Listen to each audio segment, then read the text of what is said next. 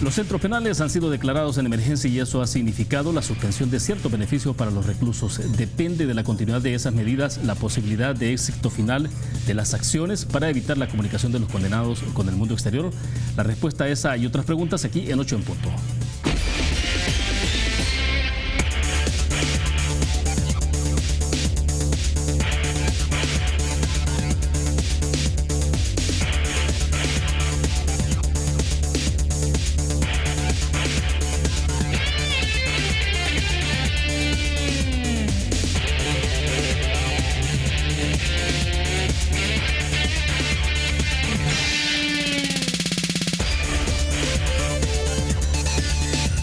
Buenas noches, bienvenidos a 8 en punto. Gracias por estar con nosotros. Con nuestro invitado de esta noche vamos a conversar sobre las medidas de emergencia en los centros penitenciarios en nuestro país y desde luego el desarrollo del Plan Control Territorial. Está con nosotros en nuestros estudios acá en 8 en punto Osiris Luna.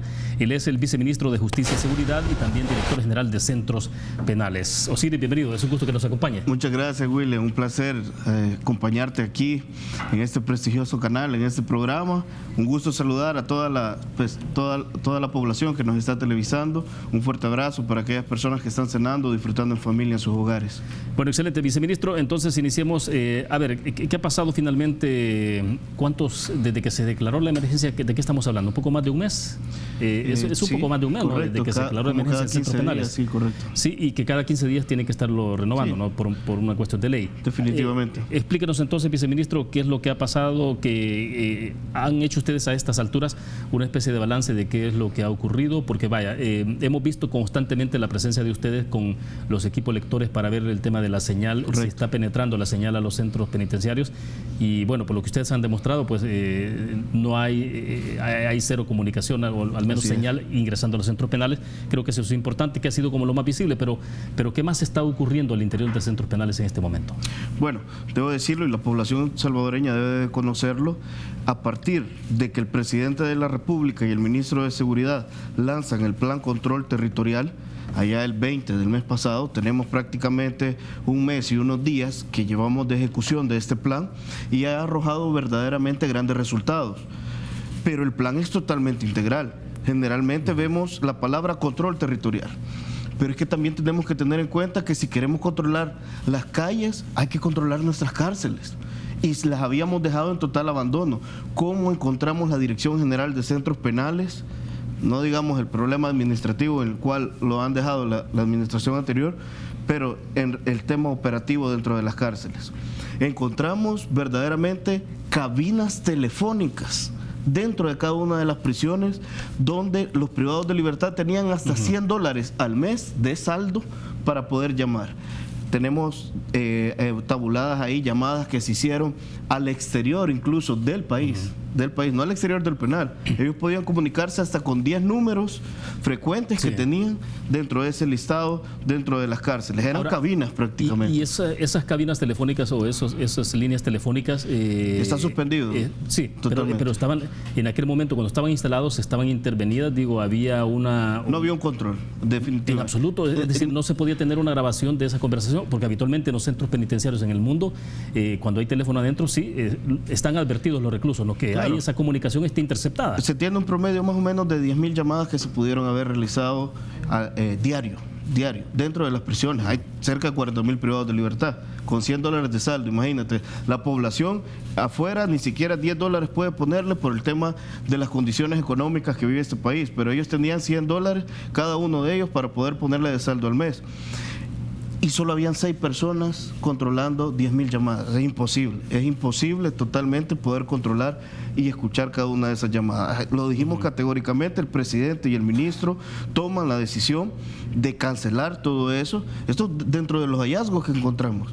Uno de los hallazgos más importantes y la comunicación hacia el exterior no solo se daba por medio de las cabinas, tenían también los manuscritos que hemos encontrado, los manuscritos que las llamamos las huilas, según ¿Cuántas en total han interceptado? Hemos incautado desde el inicio del Plan Control Territorial y las requisas más de 1.600 manuscritos que están siendo identificados ya por inteligencia, que los están procesando todo este tipo de información. Y hoy por primera vez, por eso te digo, Plan Control Territorial pareciera que no incluye las cárceles, pero todo lo contrario. Primero estamos controlando las cárceles, ¿para qué? Para que no salga ninguna orden desde el interior de las cárceles. Esa fue una orden del presidente de la República. No comunicación hacia el exterior, de cualquier tipo, y lo hemos realizado. Hicimos más de 2.600 traslados solo al iniciar esta gestión, los primeros 10 días del Plan Control Territorial. ¿Por qué los hicimos?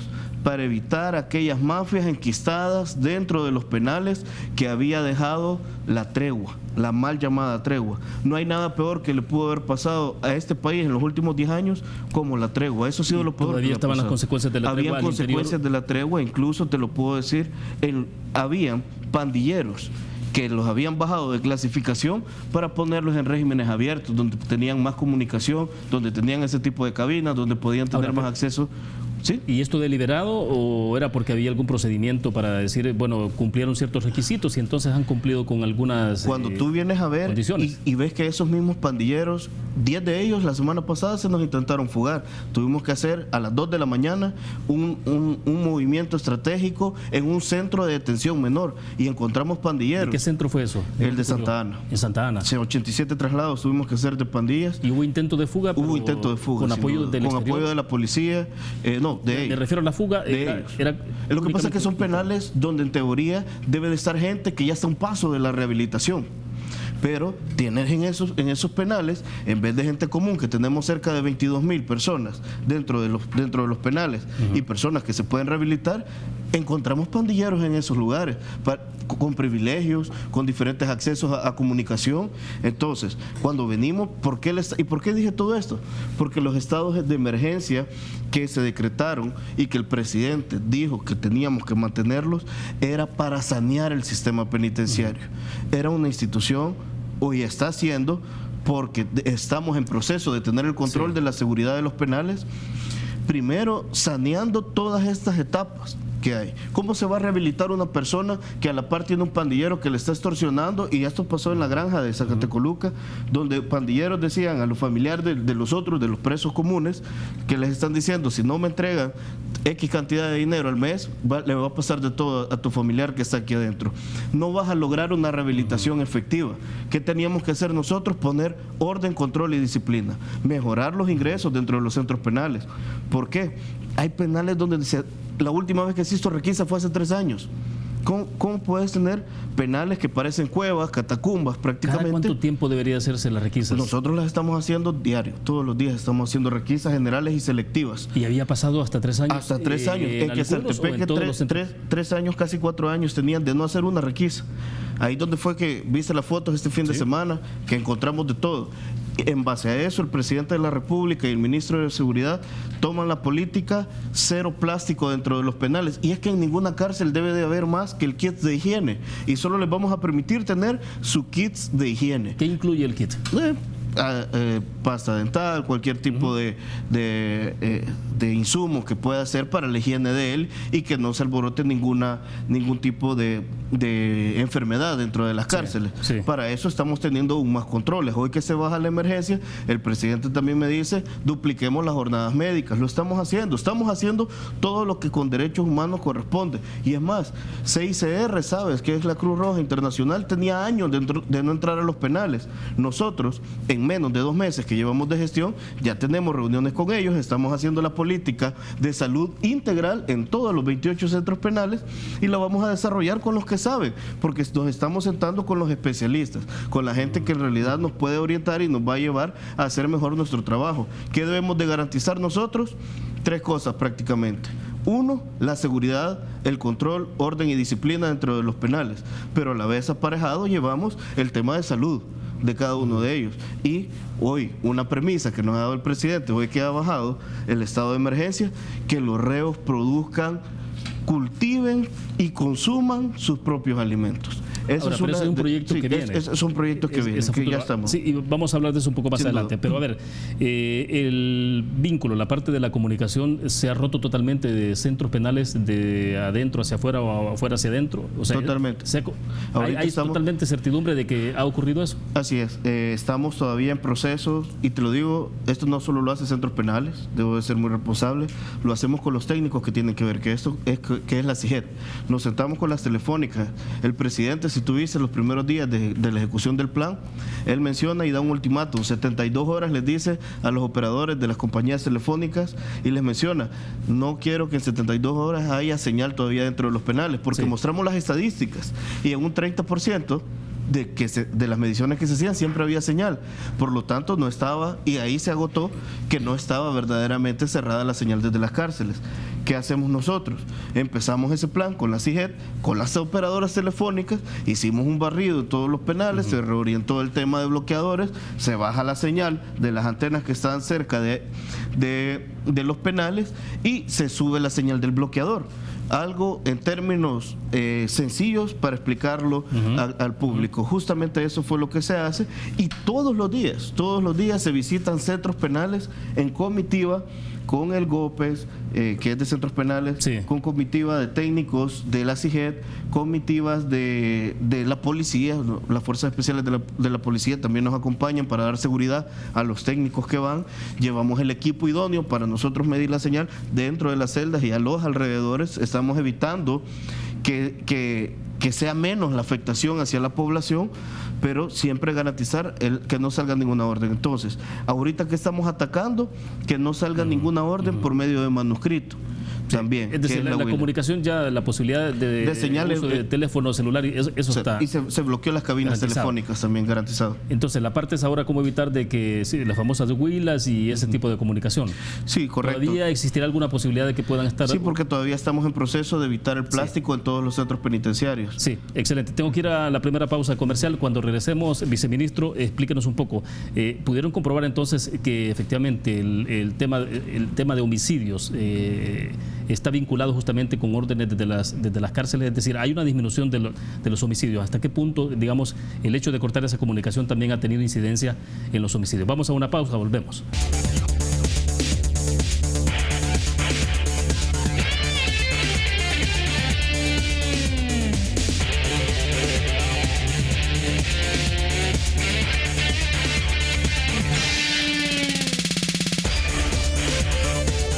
Si estás ahorrando, estás ganando. Por cada $150 que ahorres, participas en sorteos en efectivo y premios al instante por más de $60,000. Ahorra y gana con Banco Promérica. Continuamos en 8 en punto conversando con Osiris Luna, viceministro de Justicia y Seguridad y director general de Centros Penales.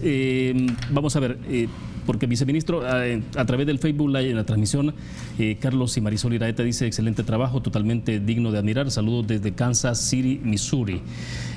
Tenemos acá a Eduardo Melara, dice, él le pregunta por qué no se excluye el penal de Metapán de estas medidas. Sería una gran ayuda, dice, para las familias de policías y personas que están acusadas ahí dentro. Bueno, hay más comentarios, pero esos son algunos. Bueno, no, agradecido ahí por la gente que se está comunicando vía las redes sociales. Importante saber, el estado de emergencia ha venido reduciéndose gradualmente. Sin embargo, medidas existen. Lo que se ha quitado es el encierro. Sí. El encierro total en todas las cárceles.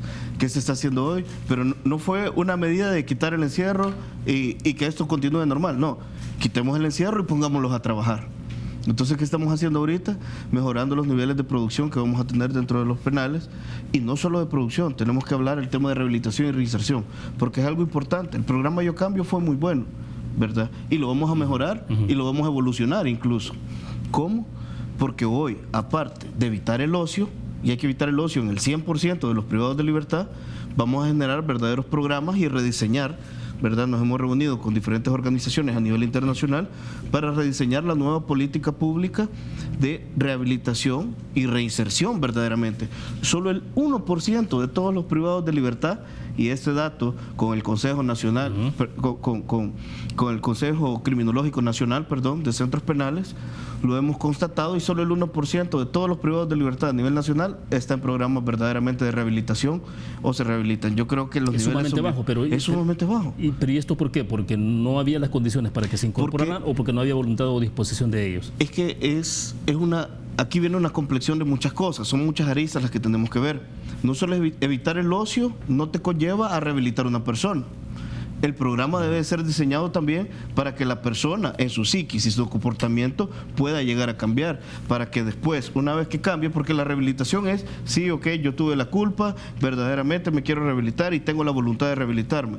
Y el siguiente paso es, ¿qué va a pasar cuando esta persona, porque un día se va a cumplir, va a terminar su pena y va a volver nuevamente a la sociedad? ¿De qué forma nosotros lo vamos a mandar? Es de lo que nos vamos a encargar.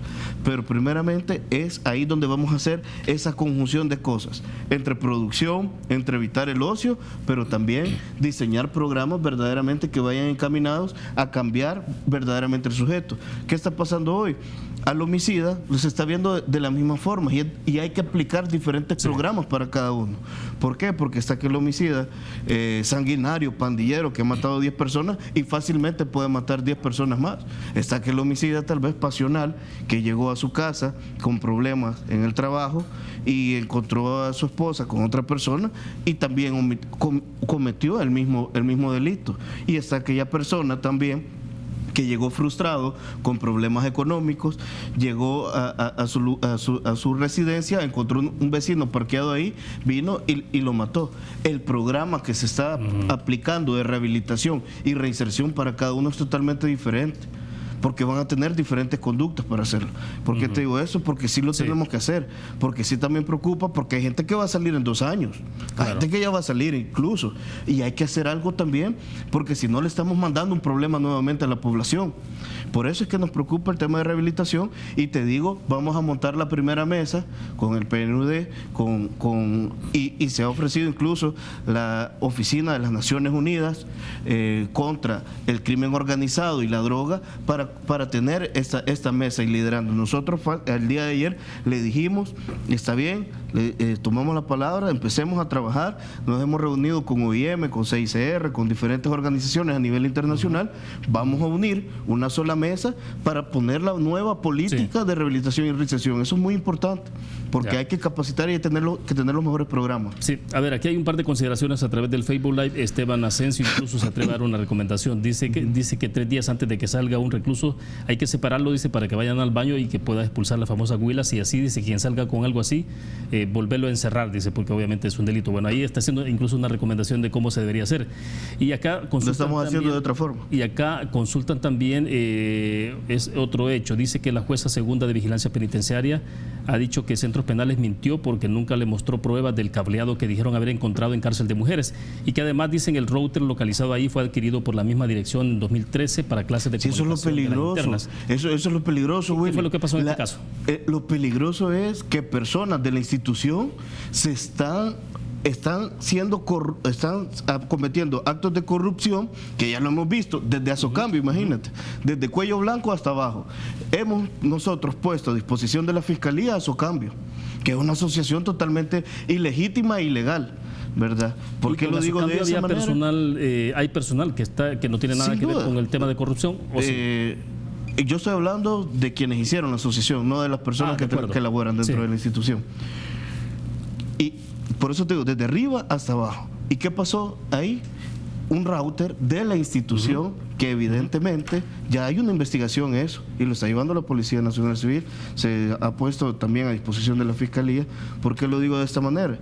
Porque dentro de los centros penitenciarios hemos encontrado gente que puede estar trabajando con el crimen organizado o prestándose a hacer este tipo de cosas, y esto no es nada nuevo lo que estoy diciendo. Esto no es nada nuevo. Entonces, eso es lo peligroso, evidentemente.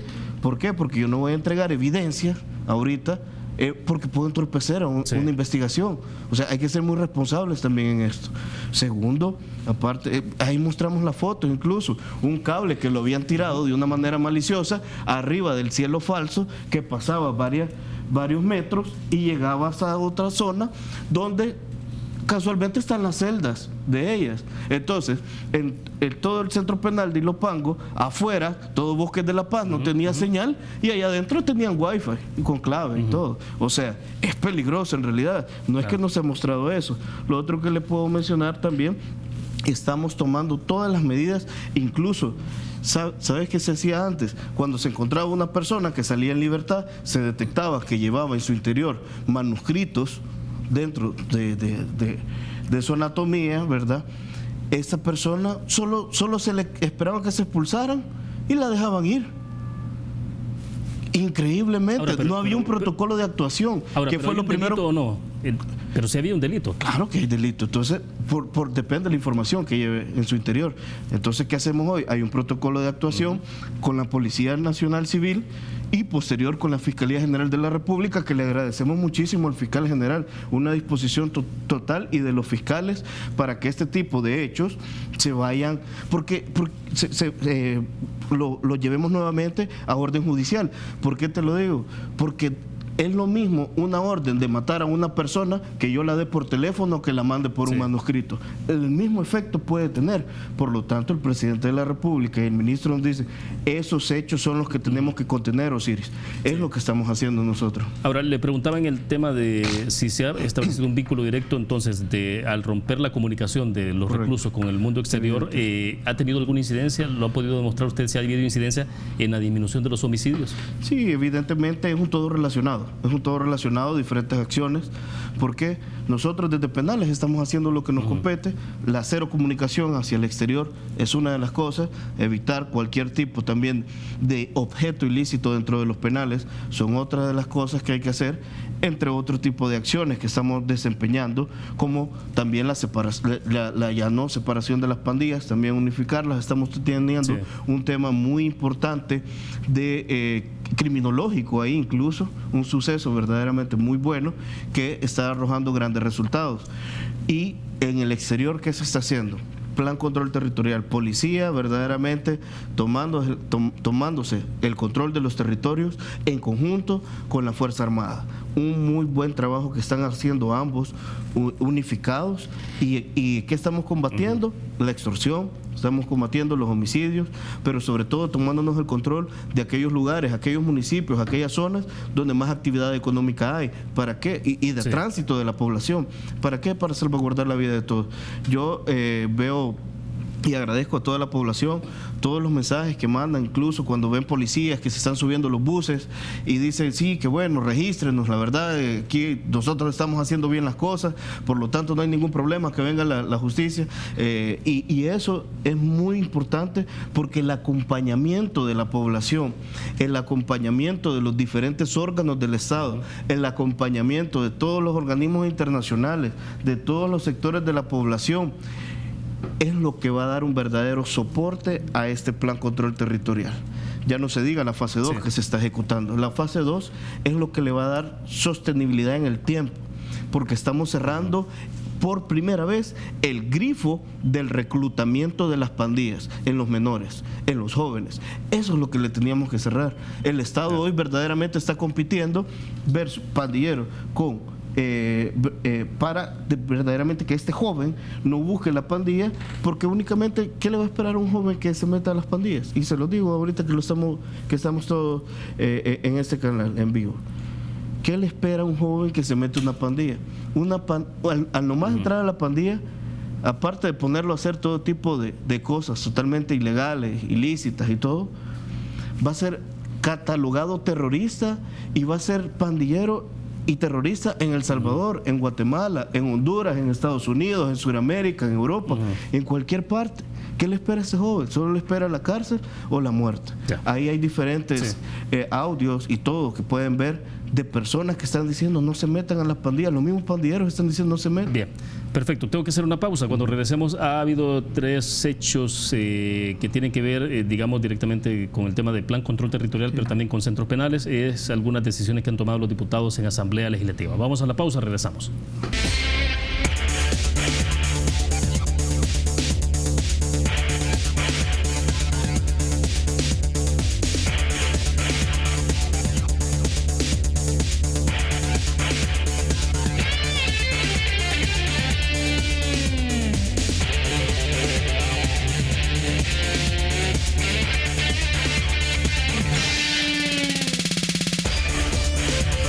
Es un gusto que siga con nosotros. Viceministro, le decía entonces, ha habido 3 decisiones que han tomado los diputados en Asamblea Legislativa en sesión plenaria. Uno es, bueno, con 72 votos aprobaron la ratificación del préstamo por $200 millones con EDBID para financiar gastos contemplados en presupuesto 2019. Entiendo que ahí es variado, ¿no? Variado, pero hay algo que tiene que ver también con el tema de seguridad.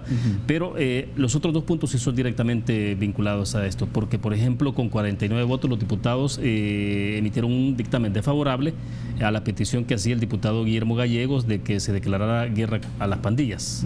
Y el otro es un recomendable también de 49 votos, pero en este caso para que se considere en centros penales el cierre del centro penal de Metapán, y obviamente ahí pues tendría que haber la reubicación de estos reclusos. Entonces, estos últimos 2 casos, en el caso de lo que pedían para el diputado Gallegos, declaratoria o declarar la guerra a las pandillas. Debo de mencionar también, el primero es muy importante, porque el presidente incluso lo mencionó este día también en su cuenta de Twitter. Sí. Parte también es un clamor social. Pudimos ver, más del 85% de la población dice que los diputados apoyen la fase 2. La fase 2 le va a dar un gran soporte a todo esto que estamos haciendo en la fase 1. Porque no todo es represión, no todo es un combate frontal. Hoy la población nos dice cuánto hay que ponerle en realidad, o cuánto le están poniendo al tema de represión, al tema de prevención. La fase 1, verdaderamente, donde está el ministro de Seguridad y el ministro de Defensa, totalmente volcados en el control territorial.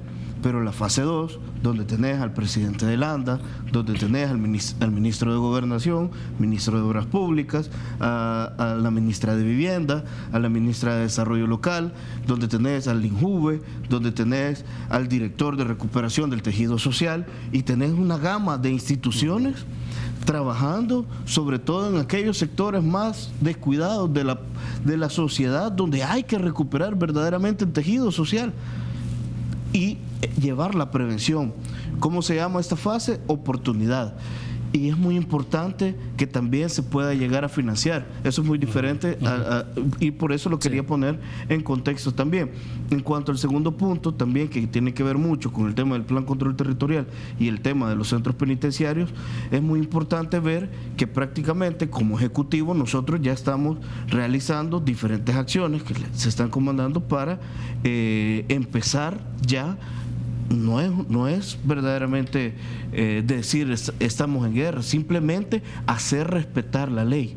Si yo hago cumplir la ley dentro de penales, verdaderamente tener el control, lograr orden y lograr disciplina, podemos acotar que estamos, no diciendo que estamos en una guerra, pero sí que aquí se va a respetar el Estado y la institucionalidad. Pero entonces no era necesaria una declaración de guerra hacia las pandillas. Yo no vi al contexto toda la propuesta, pero yo creo que todos los esfuerzos, toditos los esfuerzos, créemelo, que sean en virtud de favorecer a la población y verdaderamente darle un alto ya a las pandillas y a todo este operar que tiene en zozobra un pueblo salvadoreño, son necesarias. Eso sí lo debo decir. Todos esos esfuerzos son muy bien vistos, muy bien aprobados, y yo creo que hay que darles estudio. En cuanto al tercer punto, que ya es del tema de penales, sí, verdaderamente debemos de ser muy consecuentes en eso. Yo entiendo, y por la población, si a mí me lo dijeran, yo obviamente saco todos los penales y lo hacemos, hacemos. Hoy podemos iniciar ese proyecto, pero eso lleva un tema de financiamiento muy grave, un tema de financiamiento que obviamente hay que ver de qué forma se puede hacer y pensarlo, ¿por qué no? De una manera la mayoría de centros penales finalmente quedaron casi que en el centro de las ciudades. Sí, correcto, eso es histórico. Si lo vemos, sí, el problema y entonces es que poder hacer un movimiento de ese tipo implicaría que habría que hacer nuevos centros penales. Habría que hacer nuevos centros penales. O sea, no solo se trata de sacarlos de un lugar y reubicarlos en otros. Correcto, porque el hacinamiento es del 146% hasta este momento. Ya vamos a incluir casi 3.000 privados de libertad que hay en Bartolina. Va a aumentar incluso aún más. Y ahorita hemos tenido tanto el pensamiento de seguir construyendo centros penitenciarios de seguridad y centros penitenciarios de máxima seguridad que deben de existir y se deben de seguir teniendo, pero no hemos tocado el tema de rehabilitación, porque si yo te digo, antes teníamos el 350% de hacinamiento, y no sé si te acuerdas, incluso claro, hubo una resolución de la Sala de lo Constitucional. Hoy está el 146. Fácilmente pudiéramos deducir, tal vez sin llegar a un detalle, que en realidad se está rehabilitando, la gente ya no está entrando. No, hay un 146 porque se han construido más cárceles. Entonces, si nos ponemos en un contexto, vamos a empezar a construir solo cárceles y no diferentes programas también. Sin embargo, creo que se debe de hacer un gran esfuerzo por la población, definitivamente. Y cuando hablo de la población, hablo de todo el salvadoreño que obviamente tiene a la par, vive cerca de un centro penitenciario. Ahora bien, usted ha dicho que en promedio se gastan 46 millones de dólares. ¿Esto es todo el sostenimiento por cada recluso? Sí, ese es el presupuesto. Bueno, no es global. Sí, es lo presupuestado anual. Por eso mencionábamos 46 millones. Porque se tiene en base a proyección que así vamos a cerrar el año. Ahora, ¿cómo hacer entonces para disminuir? Porque ustedes decían que pueden asumir un compromiso de disminuir esa cifra, pero que haciendo que los reclusos produzcan sus alimentos. Esa es la forma. Pero eso no es automático, lleva un tiempo. Lleva un proceso. Y ahí es donde le pedimos a la población. Es que la visión que traemos hoy en la Dirección General de Centros Penales, la visión del presidente, el Plan Control Territorial, que también lo está ejecutando el ministro de Seguridad, es, primero, está bien, tengamos control, orden, disciplina. Es lo principal. Hay que cumplirle al pueblo, sin duda. Y ese es el primer mandato que tenemos, cumplámosle al pueblo. Estamos poniendo orden. Pero también eso, vemos un montón de cosas como 46 millones para una alimentación de 40.000 privados de libertad. Tenemos 39.800 y contando todavía, más los que se vienen de Bartolinas. Entonces, les tenés que garantizar la alimentación a ellos. Pero pues, hoy el presidente se está diseñando un proyecto en el que se va a producir, se va a cultivar, consumir y distribuir entre ellos mismos toda la alimentación. Vamos a iniciar gradual, vamos a iniciar en Mariona. Justamente eso quería preguntar, es decir, que sería como un proyecto piloto, Mariona. Sí, bueno, no piloto, ya sería, alcanzaría en principio para ¿qué nivel de población, por ejemplo? Hay cerca de 6.000 privados de libertad en Mariona para todos. O sea, va a ser todo el centro penal autosostenible de una manera gradual. Obviamente iniciamos ese proyecto en septiembre, ¿verdad? Ahí inicia el proyecto de la construcción de las cocinas, la construcción del lugar. Esto lo vamos a hacer en su momento, lo vamos a mostrar, y posterior a eso también ahorita estamos en un proceso de reactivación de granjas. Por eso es que te dije, no es de que se termina el estado de emergencia, salgan de sus celdas y a holgazanear, no, es salgan de sus celdas y pónganse a trabajar. Y eso es lo que estamos haciendo. ¿Por qué? Porque debe haber una política de resarcimiento de daños, de verdaderamente poder hacer autosostenibles los penales. No habíamos tenido esa visión nunca en este país. Incluso pudiéramos ser, y vamos a ser modelo dentro de la región en este tema, pero es muy importante hacerlo. El pueblo salvadoreño ya no puede seguir poniendo para penales de cada $100 que se contribuyen, uno va para penales. Entonces, tenemos que ver de qué forma también podemos ir haciendo esto. Aparte que estamos combatiendo el delito, aparte que estamos evitando que salga una orden dentro de los penales, aparte que les estamos quitando el mando a las estructuras dentro de los centros penitenciarios, todas estas pandillas que tenían enquistadas por la tregua, aparte que estamos cortando la señal, aparte que estamos verdaderamente teniendo grandes resultados, la policía, Fuerza Armada, Ministerio de Seguridad completo afuera, todavía estamos pensando que se pueden hacer mejores cosas, porque esa es la integralidad del plan, y por eso lo mencionaba, no solo de centros penales, no solo de policía, no solo Fuerza Armada, hay una gama de instituciones que están trabajando alrededor de un solo proyecto. Bueno, excelente. Vamos a hacer la última pausa comercial. Cuando regresemos hablemos. Hay una declaración de un juez donde se ha declarado ilegal la huelga de trabajadores penitenciarios. Vamos a una pausa y hablamos de esto después.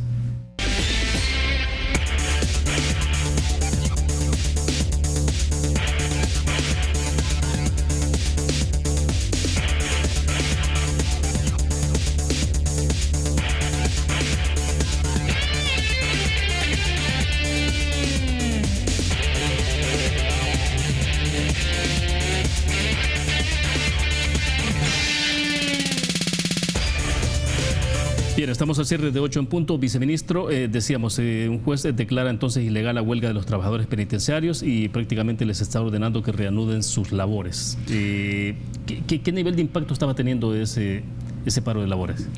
Bueno, no tuvo ningún impacto a nivel de operatividad del Plan Control Territorial, eso te lo puedo asegurar al 100%. El Plan Control Territorial se ha ejecutado en todas sus facetas dentro de los centros penitenciarios. Ilegal la huelga, ilegal el sindicato, ilegal totalmente las acciones. Hoy ya el juez lo confirmó, debo decirlo, porque te digo ilegal el sindicato, ilegal la huelga. La verdad es de que era una huelga no sustentada. Y yo debo decirlo aquí a toda la población, y en realidad lo pongo en contexto en razón también de lo que dijo el presidente. El presidente nos dice: hagámosle conciencia al servidor público, porque al final, desde el funcionario hasta el último empleado, dentro de toda la estructura de una institución, todos somos servidores públicos, todos somos empleados públicos, y nuestro trabajo se debe poner en función del pueblo salvadoreño. Y hay muchas personas que no lo están haciendo así y se escudan y amparan en algunos procesos para poder estropear o hacer ver mal algunos proyectos. ¿Y qué pasó entonces en este caso? Justamente esto. ¿Por qué pasa lo del sindicato? Solicitan reunión, yo lo hice, ellos dicen que no se reunieron 2 veces conmigo. La última vez que se reunieron me solicitaron 2 cosas que eran totalmente ilegales e ilegítimas. Y que podían incluso configurar una figura típica del Código Penal. Me pidieron ellos, y lo digo hoy ya abiertamente, ya se declaró ilegal la huelga, me piden que les entregue planillas de los nombres de las personas, dónde están destacadas, cuánto ganan y quiénes eran anteriormente afiliados al sindicato. Porque ellos tenían cerca de 1.800 personas afiliadas y hoy tienen 300 y siguen reduciendo. Ahí me llegan a cada rato del Ministerio de Trabajo, la gente va a desafiliarse y a mí solo me llegan notificación. Yo lo que hago es que estoy archivando. ¿Pero y ellos qué pretendían entonces con la lista? Que estas personas volvieran a formar parte del sindicato y que yo prácticamente, casi de facto, empezara a hacer los cobros de la cuota sindical. Entonces yo les dije, eso es totalmente ilegal, eso no lo puedo hacer yo. Es decir, porque las personas estaban renunciando al sindicato. Correcto, y todos los que habían renunciado más, sí. O sea, siguen perdiendo fuerza. Eso fue uno de los puntos. El segundo, me dicen, director, están cobrándole a la gente algo ilegítimo. Ajá, y se ha hecho cobros ilegítimos, ok, tráigame la prueba. No, es que fulano de tal se le ha hecho un cobro ilegítimo. Mire, a mí es bien grave lo que me está comentando, porque ustedes entonces están siendo parte, ocultando un ilícito. Entonces háganlo en la fiscalía, que me lo pida la fiscalía, y ese es el canal correcto. Eso lo hablamos en esa reunión. Verdaderamente, a raíz de la negativa de que yo les dije, porque no iba a hacer algo que no iba a estar en lo correcto, entonces sucede este tipo de cosas. ¿Qué hemos hecho nosotros al llegar a la institución? Por primera vez tuvimos el valor en toda la historia de centros penales de transparentar las tiendas institucionales, porque son cerca de 14 millones anuales que se ven en las tiendas. Nosotros no hemos tocado esos fondos, que para variar la administración anterior lo hizo privado, que hoy dijo... ¿Cómo se está administrando entonces? Ahorita hay una comisión de transición, una auditoría, está la fiscalía en eso, no se están ocupando, las tiendas no están ahorita utilizadas hasta que me diga fiscal que esté autorizado un procedimiento verdadero, auditable, transparente y que se pueda contar centavo a centavo en cómo y en qué y cómo se utiliza. Ahora, hasta que pase ese proceso, se abrirán entonces. En su momento, muy probablemente, y se va a verificar que se vende, porque también en las tiendas detectamos que entraba el plástico para hacer las huilas. Entonces es un concepto de seguridad que no puede seguir funcionando, y esto te lo digo, es como las cabinas telefónicas. Sí. Pero son necesarias, me dice. Pero si nosotros tenemos una tecnología que no podemos controlar, es mejor no tener esa tecnología. Si nosotros no podemos controlar una tecnología, si no se pueden auditar unos fondos, es mejor ahorita no tenerlos hasta que se auditen, hasta que sea transparente, porque la credibilidad de la institución de centros penales va a crecer ante la población y ante el empleado a medida sean más transparentes las decisiones, sí, más transparente este tipo de reuniones. Y con el caso de Azocambio, ¿ustedes han incorporado a la Fiscalía más información, más pruebas? Sí, por supuesto, ellos nos han solicitado incluso más. ¿Qué tipo de documentación se le facilita? Eso lo vamos a dejar a la investigación, que continúe tal cual como va. pero evidentemente, y te lo digo, William, pueblo salvadoreño, o sea, prácticamente el titular era el de la Dirección General de Centros Penales y el ministro eran los mismos titulares de la asociación. Si nosotros permitimos eso, el día de mañana vamos a ver a Socapres, a su Hacienda, a su Minev, a Obras Públicas, todo. Es totalmente ilegítimo. Y hoy la magistrada presidenta de la Corte de Cuentas, vi la entrevista y ella manifestó, Asocambio es totalmente privado. Y si es privado, ya está manejando fondos públicos. O sea, no estoy diciendo, demeritando lo que ella dice, al contrario, estoy agarrando y validando el argumento de que todavía entonces es más grave, ¿verdad? Porque era un servidor público y un titular de una asociación privada. Ahora, pero eventualmente está en manos de la Fiscalía. Está en manos de la Fiscalía. Nosotros no estamos ocupando las tiendas. Ha sido una consigna tanto del ministro como del presidente ser muy consecuentes en nuestros actos, que sea transparente las tiendas. Ahora, viceministro, ¿es posible entonces que las tiendas o el sistema o el modelo, digamos, se modifique o se cree otro mecanismo diferente? Sí, un mecanismo totalmente de Contraloría. Sí, se va a hacer. Eso es lo que estamos esperando y eso es lo que va a arrojar la auditoría y queremos que sea certificado por diferentes partes.